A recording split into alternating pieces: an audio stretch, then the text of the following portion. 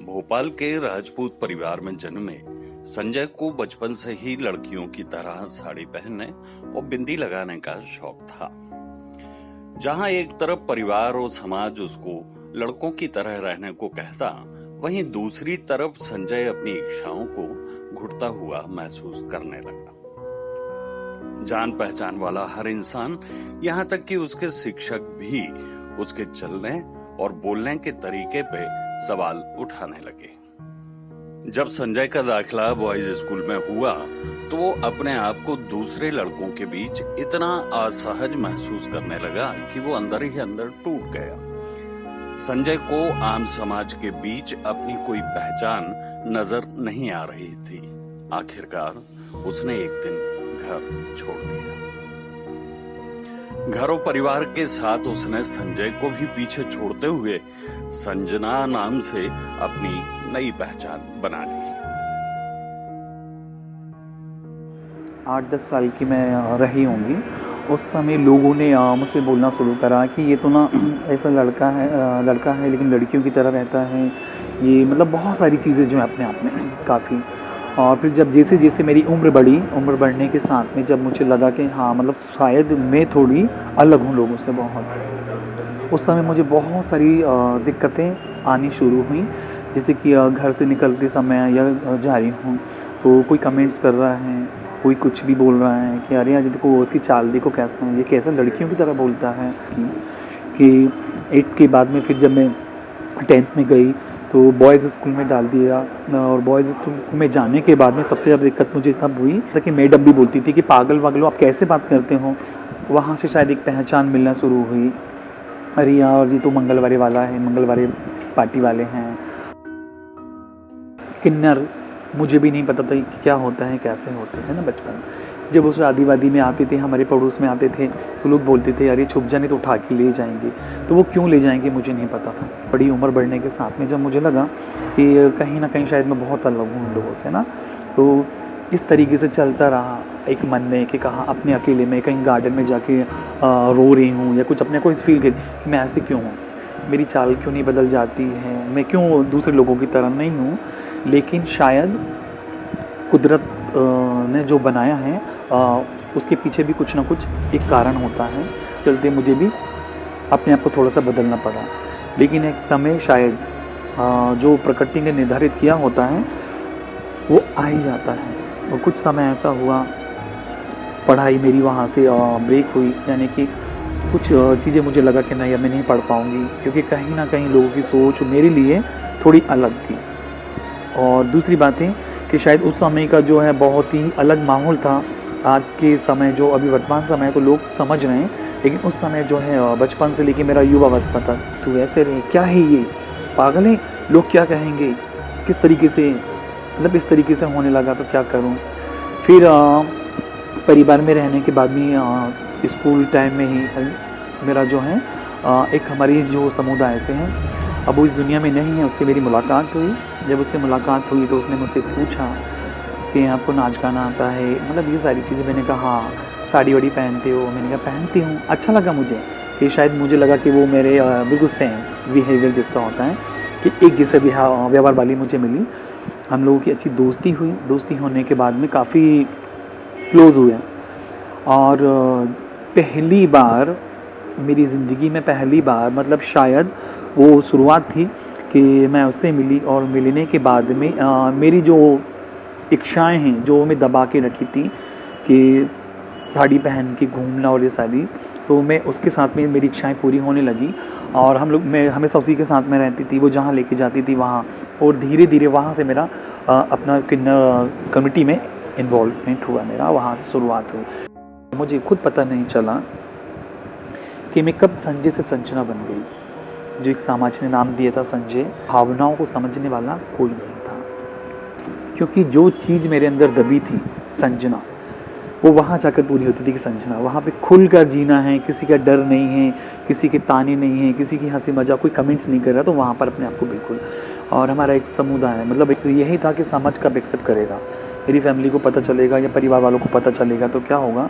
और एक समय ऐसा आया भी जब शायद मेरे भाई ने मुझे देख लिया कहीं, उसने देखा कि ऐसे ऐसे लोगों के साथ में है, ये साड़ी पहनता है इस तरीके से, तो उसने उस समय गदर भी थोड़ा सा किया, बहुत बहस भी हुई कि इस तरीके से। वहाँ से शायद कुछ नया जन्म था मेरा, और बस इस तरीके से बाहर बाहर भटकना है, घर छोड़ दिया है अपने उसमें कि मतलब ये कैसे लोगों को मैं बताऊं कि मैं क्या हूं, लोग मुझे कब समझेंगे, मुझे कब एक्सेप्ट करेंगे कि नहीं हाँ तू ऐसा है, जैसा है वैसा रहे। जिस समाज ने उसको ठुकराया था, संजना उसी समाज के बीच अपनी पहचान बनाना चाहती थी। सिर्फ नाचना, गाना और बधाई मांगना उसको बर्दाश्त नहीं था। सन 2007 में संजना ने एक एनजीओ से जुड़ने की पहल की जो स्वास्थ्य संबंधी विषयों पर काम करता था। एक आउटरीच वर्कर और उसके बाद काउंसलर के रूप में संजना ने अपनी पहचान बनाई। मध्य प्रदेश में पहली कोई ट्रांसजेंडर ACTI इंटरवेंशन प्रोग्राम से जुड़ी हैं और अपने समुदाय के लिए काम करें अवेयरनेस का, तो वहाँ से थोड़ा सा और मेरा लेवल बढ़ा। लेवल बढ़ने के साथ हमारा जो है NGO का स्टाफ बढ़ा। स्टाफ बढ़ने के साथ में जब रिसर्च हुआ, सर्वे हुआ, सर्वे के आधार पर बहुत सारी चीज़ हुई।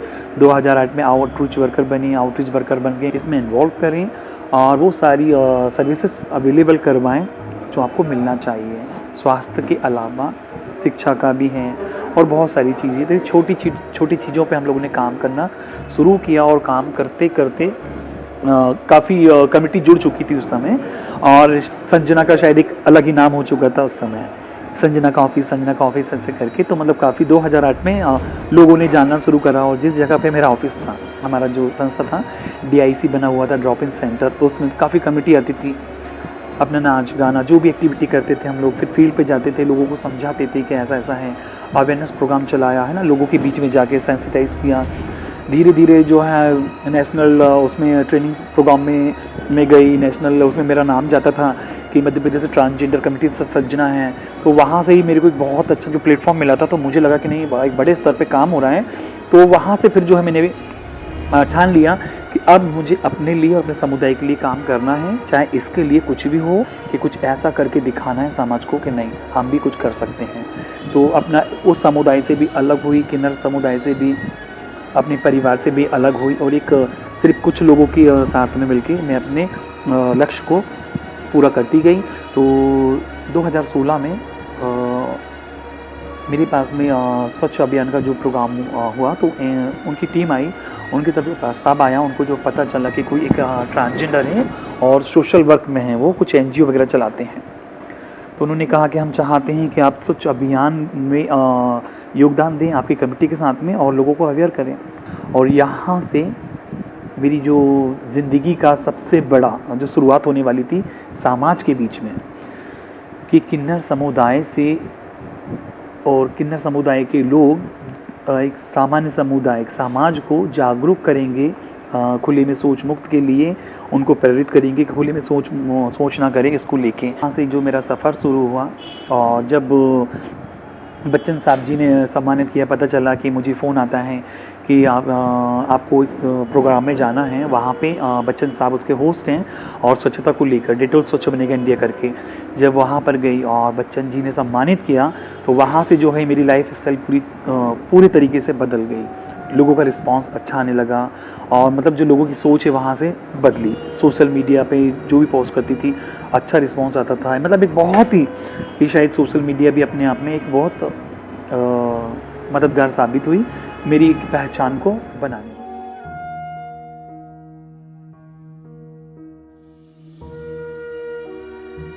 संचालक सामाजिक न्याय विभाग से फ़ोन आया कि हम चाहते हैं ट्रांसजेंडर कमेटी से आप हमारे यहाँ ज्वाइन करें और ऐसा ऐसा है।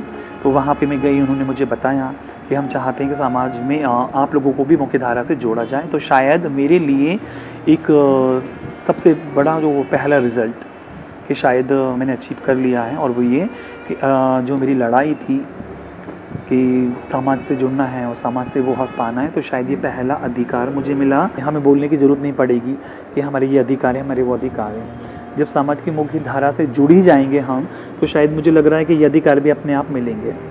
तो हमारे डायरेक्टर ने ये मंशा व्यक्त की कि इस दिशा में पहल हम लोग करें, और क्योंकि नोडल डिपार्टमेंट हम हैं तो इनिशिएटिव हम लें कि किसी ट्रांसजेंडर को हम अपॉइंट करें अपने यहाँ। इससे एक समाज में मैसेज जाएगा कि ट्रांसजेंडर भी वही काम कर सकते हैं जो बाकी लोग सब कर सकते हैं। इस दिशा में फिर उनने दायित्व मुझे दिया, मैंने थोड़ा सा सर्च किया और फॉर्चुनेटली मुझे संजना जी से कांटेक्ट हुआ मेरा। तो पहली बार जब मेरी उनसे बातचीत हुई तो मुझे ऐसा लगा कि ये बहुत अप्रोप्रिएट पर्सन है फर्स्ट अपॉइंटमेंट के लिए, और वो इंटरेस्टेड भी थी क्योंकि जनरली ट्रांसजेंडर जो है इस फील्ड में काम करने के लिए बहुत ज़्यादा इच्छुक होते नहीं हैं, लेकिन वो मुझे इंटरेस्टेड दिखी। उनका सोशल वर्क भी काफ़ी था, जो बैकग्राउंड उन्होंने बताया, कई जो समाज के काम होते हैं उसमें वो सक्रियता से भाग लेती रही हैं इसके पहले।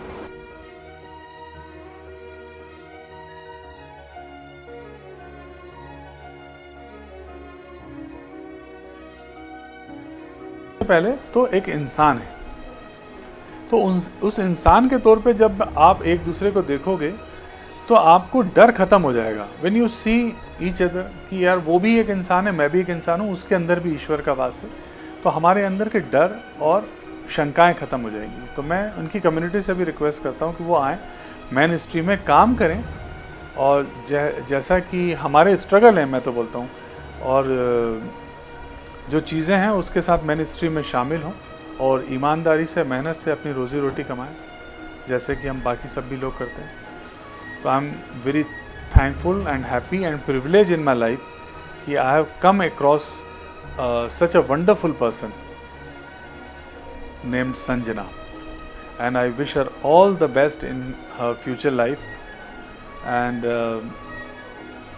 I am happy to be her friend as a fellow worker.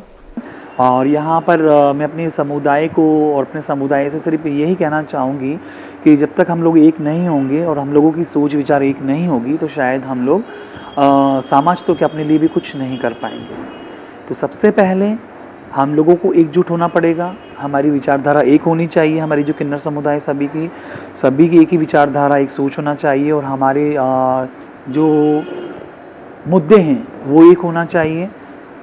तो मैं समाज में सिर्फ समाज के लोगों से और उन लोगों से, उन माता पिताओं से यही कहूँगी कि आपके घर में कोई भी हो, अगर लड़का लड़की के अलावा ट्रांसजेंडर भी होता है तो उसे दिल से स्वीकार करें, और स्वीकार करने के साथ में जिस तरीके से एक लड़के को और एक लड़की की परवरिश करते हैं वैसे ही ट्रांसजेंडर की भी परवरिश करें, उसको अच्छी शिक्षा दें, एक अच्छा नाम दें, उसकी परवरिश करें, जिससे कि उसको माँ बाप से अलग होकर, भाई बहनों से अलग होकर, परिवार से अलग होकर एक अलग दुनिया नहीं बनानी पड़े जिसका नाम किन्नर समुदाय हो।